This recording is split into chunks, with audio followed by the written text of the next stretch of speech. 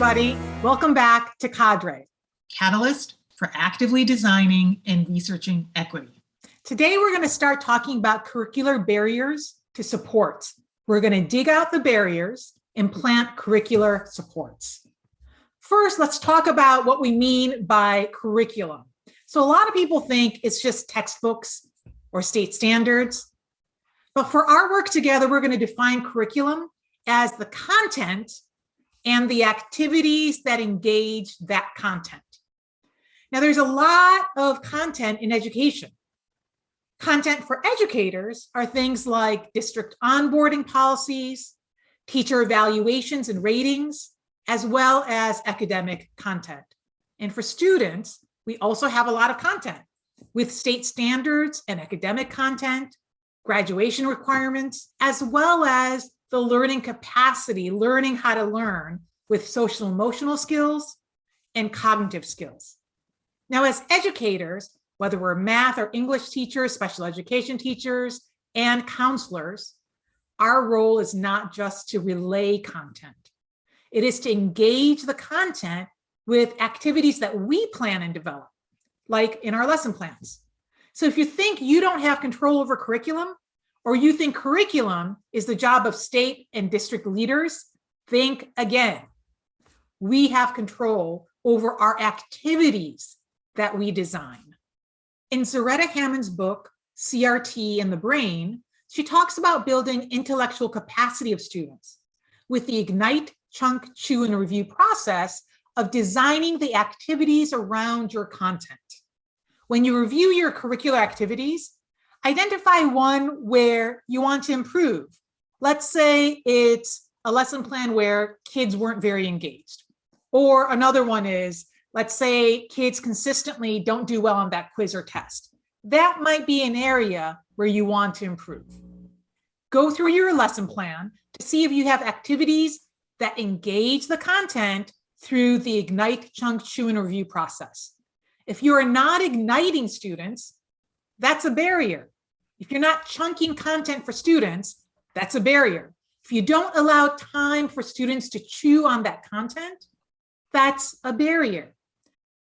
Let me highlight the last part about review. Making sure students understand the content is not about a grade. It's about students asking themselves, can I find this new knowledge in my schema of what I already know?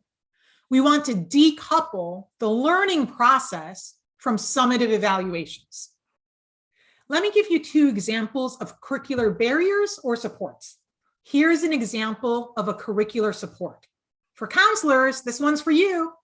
At W&L's International Baccalaureate program, there's a lot of requirements to obtain an IB diploma. This tool, called the IB Course Selection Tool, is fantastic because it ignites both students and parents. Information about the IB requirements is organized so that students and parents can understand what is required. Here's the second example, also from W&L's IB program. This is an example of a barrier. Students were required to read Chapter 8 of Malcolm Gladwell's book, Outliers. After reading this chapter, students were required to answer the prompt in 4 to 5 sentences, summarize Gladwell's hypothesis that the success of Asian students in mathematics relates back to rice paddies.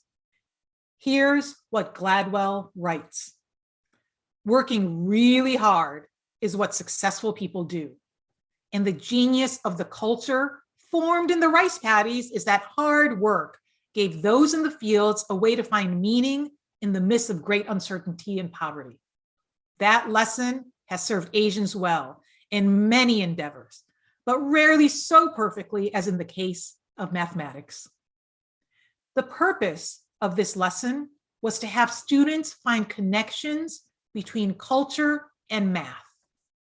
Rather than igniting students to engage in the content, what does this do? It piques, perpetuates, and pushes a racist narrative about the model minority myth. Given the AAPI hate we've seen in the news lately, this curricular barrier is very dangerous. Going back to computational thinking, the input, connecting culture to math, does not match the output, perpetuating a racist narrative. Now it's your turn to identify a curricular barrier in your circle of influence and cycle through equity. We're excited to see your progress. Let's blast off to equity.